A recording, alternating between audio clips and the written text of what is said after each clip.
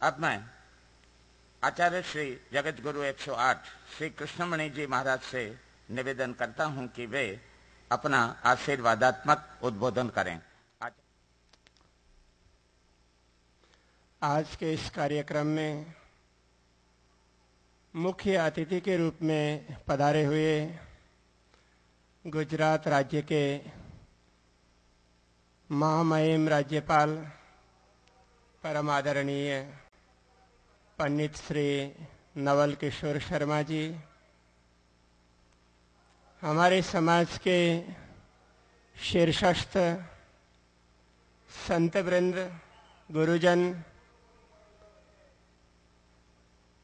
जयपुर से पधारे हुए एवं राज्यपाल श्री को यहाँ तक लाने में जिनका बहुत बड़ा योगदान है, ऐसे जयपुर के महापौर एवं अग्रणी सुंदर साथ श्री अशोक परनामी जी, जामनगर के महापौर श्री झाला जी, उपस्थित सभी संत वृंद, विद्वत वृंद, आमंत्रित महानुभाव तथा देश विदेश से पधारे हुए एवं यहाँ के स्थानीय सभी धर्मप्राण सुंदर साथ जी, माताएं, बहनें एवं भाइयों, परब्रह्म परमात्मा की असीम अनुकंपा से श्री कृष्ण प्रणामी धर्म महामहोत्सव का विराट आयोजन जामनगर की इस पवित्र भूमि पर हो रहा है।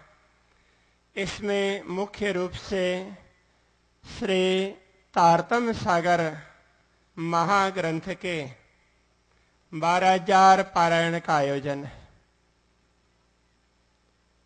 यह शुद्ध धार्मिक आयोजन है, किंतु मैं आप सभी से ये कहना चाहूँगा कि हम लोग जीवन में जो कुछ अच्छाई करते हैं, अच्छा सोचते हो, तो वह संपूर्ण धर्म के अंतर्गत आता है।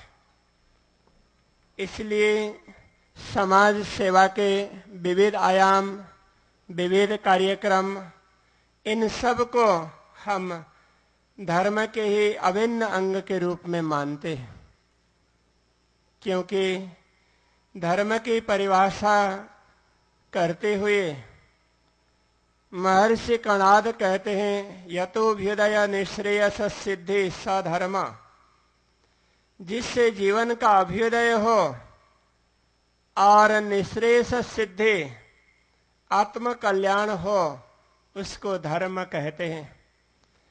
जीवन के अभ्युदय के लिए मनुष्य को हर प्रकार के सुविधाओं की भी आवश्यकता होती है और विभिन्न प्रकार की वस्तुएं उसके साथ जुड़ी हुई रहती है।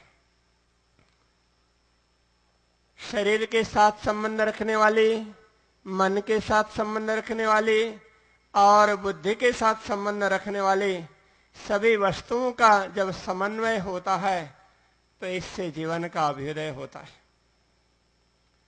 तत्पश्चात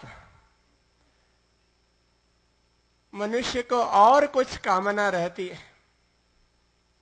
संपत्ति भी पर्याप्त हो, मान प्रतिष्ठा भी हो, साधन सुविधाएं भी हो, फिर भी तो मनुष्य के अंदर कुछ कमी खटकती है, तो वह परमात्मा के सानिध्य की अनुभूति के लिए एक अभिलाषा है। इसको ही शास्त्रकारों ने निःश्रेयस सिद्धि कहा। धर्म के अंतर्गत ये दोनों ही बातें आती हैं। आज धर्म और अध्यात्म को अलग अलग दृष्टि से देखने का प्रयत्न किया जाता है, किंतु व्यवहार और अध्यात्म दोनों ही धर्म के अंग हैं।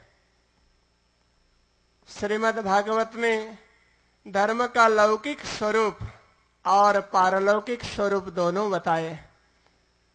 लौकिक धर्म और पारलौकिक धर्म के रूप में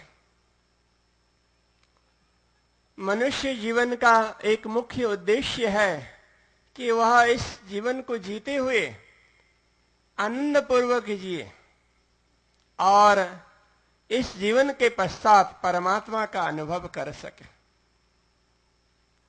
इसके लिए ही प्राचीन समय से अनेक महापुरुषों ने धर्म का उपदेश दिया।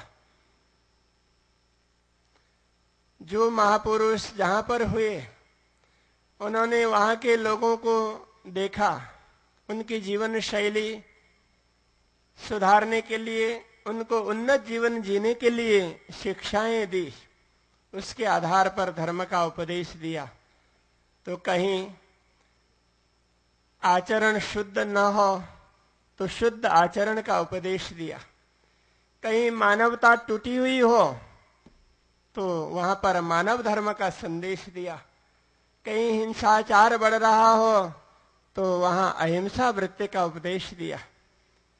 इसलिए ये सारे उपदेश हैं मनुष्य को उन्नत जीवन जीने के लिए। इसके साथ साथ कुछ महापुरुष ऐसे भी हुए जिन्होंने मनुष्य जीवन का मुख्य उद्देश्य क्या है, किस लिए 84 लाख योनियों में श्रेष्ठ जीवन प्राप्त हुआ है, परमात्मा की जैसी आकृति बताई गई है उसी प्रकार की आकृति मनुष्य को प्रदान की है। तो इसके संबंध में विचार किया, अंतर खोज की और उन्होंने अनुभव किया, स्वयं का, आत्मा का अनुभव किया और परमात्मा का अनुभव किया।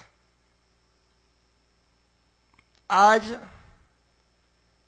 वैज्ञानिक युग में बहुत प्रगति हुई है, भौतिक प्रगति बहुत हुई है।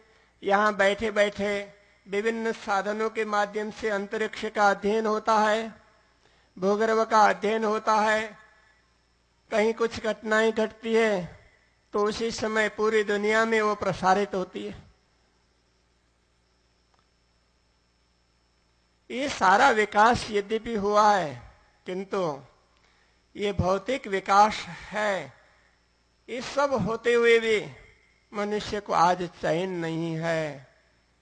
जबकि पूर्व काल के ऋषि महर्षि और संत मनीषियों ने अंतर्दृष्टि के माध्यम से, अंतर साधना के माध्यम से पूरे अंतरिक्ष के ग्रह किस गति से विचरण करते हैं, पृथ्वी की गति क्या है, इन सब का दर्शन किया और दूसरों को भी दर्शन करवाने का प्रयत्न किया।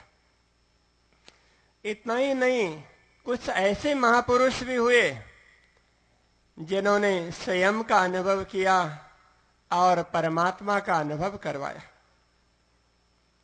इसी श्रृंखला में श्री कृष्ण प्रणामी धर्म के आदि आचार्य निजानंदाचार्य श्री देवचंद्र जी महाराज एवं महामती श्री प्राणनाथ जी भी आते।